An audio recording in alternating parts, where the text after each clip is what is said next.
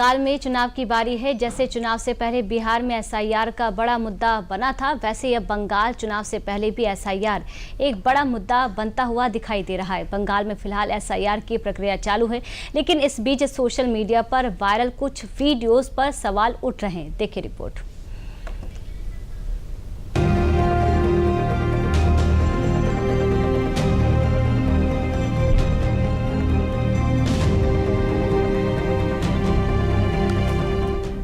क्या बंगाल में अवैध रूप से रहे ये घुसपैठिए हैं? क्या बंगाल से ये अब उल्टा पलायन कर रहे हैं?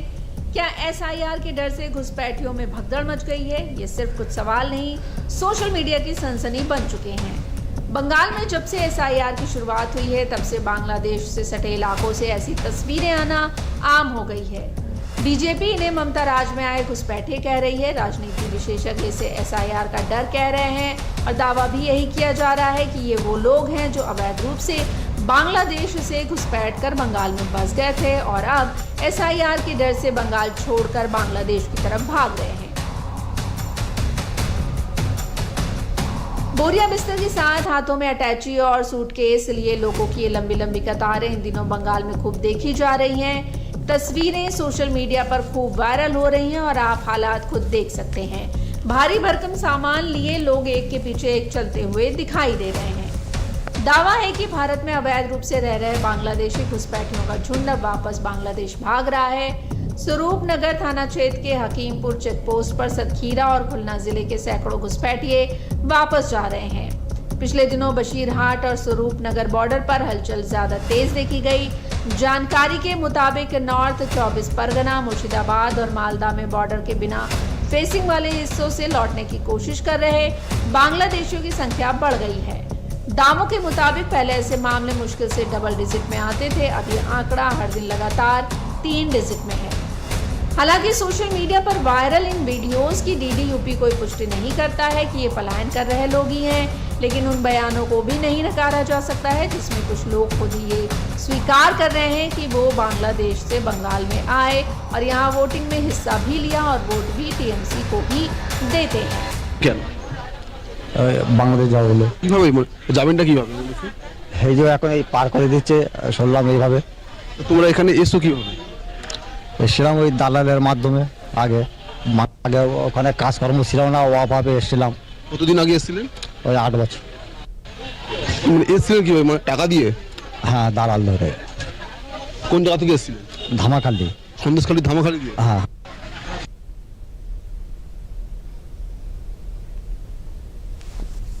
সল্টলেক সেক্টর 5।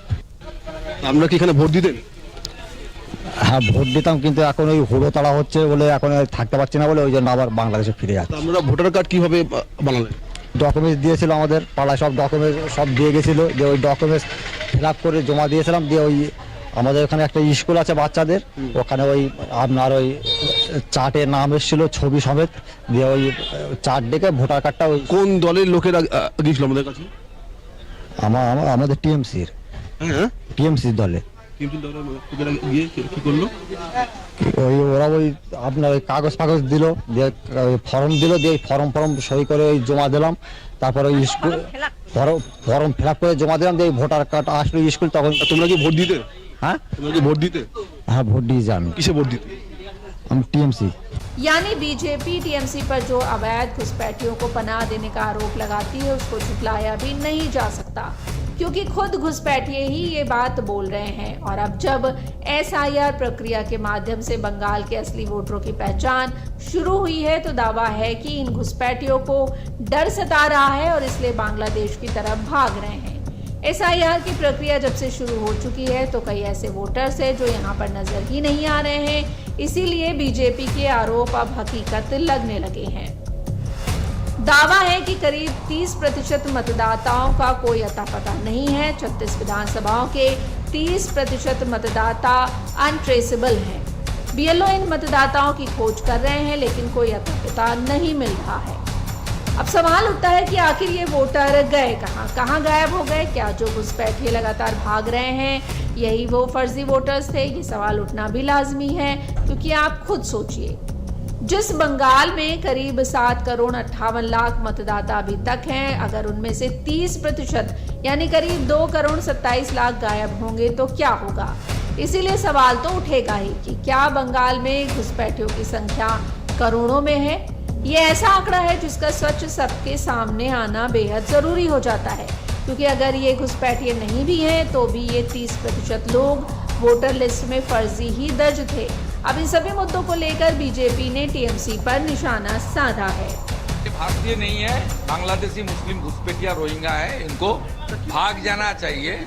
हाँ, ये ममता बनर्जी इनको दामाद बना के रखा। इस प्रकार बातें करना, किस पद का गरिमा कैसा रखना है, उनको कुछ नहीं आता है क्या। बंगाल में जो भी मरता है एसआईआर के कारण मरता है, और पूरा देश में एसआईआर चल रहा है, कोई नहीं मरता है। ऐसा क्या बीमारी आ गया बंगाल में कि सुसाइड करने बलने से पैसा मिलता है टीएमसी से, ये बोलते हैं। एसआईआर को लेकर बेवजह बयानबाजी की जा रही है। एसआईआर बिहार में हुआ, उससे पहले बहुत लोगों ने हंगामा किया, लेकिन बाद में एक कंप्लेन नहीं आई। इस तरह की चर्चा हो रही है एसआईआर को लेकर, ये दुर्भाग्यपूर्ण है। ये अदालत में जाए या कहीं जाए, क्या फ़र्क पड़ता है। ये प्रक्रिया सही है, और सही प्रक्रिया जब हो रही है तो उस पर इनको एतराज़ हो रहा है। टीएमसी के रवैये ने एसआईआर की इस पूरी प्रक्रिया को सियासी एंगल दे दिया है और बीजेपी इसीलिए हावी भी हो गई है। बीजेपी के कई नेता ग्राउंड पर जा रहे हैं। इन्हीं में से एक हैं निशित प्रामाणिक ने, जिन्होंने चौंकाने वाली बातें बताई है। देश से जिन मुस्लिम को प्यार है, हम उनको स्वागत करते हैं। जो इस देश की नागरिक पहले से है, जिसका जन्म यहाँ पर हुए हैं, जिसका दादा परदादा यहाँ पर रहे हैं, उसको हम लोग स्वागत करते हैं। लेकिन जो अधिकार के बाहर भी जो बांग्लादेश से घुसपैठ करके यहाँ आते हैं और यहाँ की लोगों की जो टैक्स की बेनिफिट है वो लेते हैं, उनको कभी भी हम लोग समर्थन नहीं करते हैं। और सेंट्रल गवर्नमेंट ने जो सिद्धांत दिए हैं, इलेक्शन कमीशन ने जो सिद्धांत दिए हैं, उसका स्वागत करते हैं। जिनके पिता के नाम तो एक है, लेकिन पुत्र का नाम बहुत सारा है। एक व्यक्ति का 30-40 बेटा हो सकता है क्या? ये तो सरासर नाम मतलब हो ही नहीं सकता है। और कहीं पर जाके अपने बांग्लादेश से कोई आता है, यहाँ पर आके यहाँ की लड़की को शादी करते हैं और अपनी ससुर को पिता बना के नाम जो है वोटर आईडी कार्ड में लिखा है। ये जो सभी चीज़ है, ये सभी एक के बाद एक सामने आ रहे हैं। और निश्चित रूप से जो लोग पहले से यहाँ पर रह रही है, चाहे वो हिंदू हो या मुस्लिम, उनका डरने का कोई भी। कुल मिलाकर ये बात तो साफ है कि बंगाल में घुसपैठ बड़े लेवल पे हुआ है और अब वो लोग बंगाल की तरफ भाग रहे हैं। अब अवैध बांग्लादेशियों की अचानक बढ़ोतरी से बीएसएफ और स्टेट पुलिस पर प्रेशर बढ़ गया है, जिन्हें बॉर्डर के दोनों तरफ पकड़े गए व्यक्ति का बायोमेट्रिक वेरिफिकेशन, पूछताछ और क्रिमिनल बैकग्राउंड चेक करना होता है।